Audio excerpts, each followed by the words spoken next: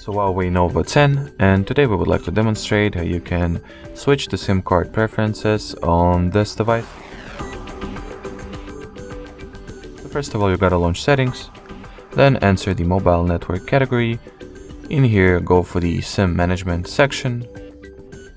As you can see, there's in here you have this little field that allows you to change the SIM card preference for the mobile or cellular data between SIM 1 and SIM 2, as well as the default SIM card for making the phone calls.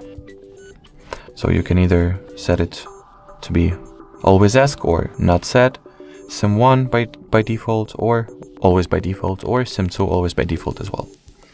Alrighty, so that would be it for this video. Thank you so much for watching, and bye bye.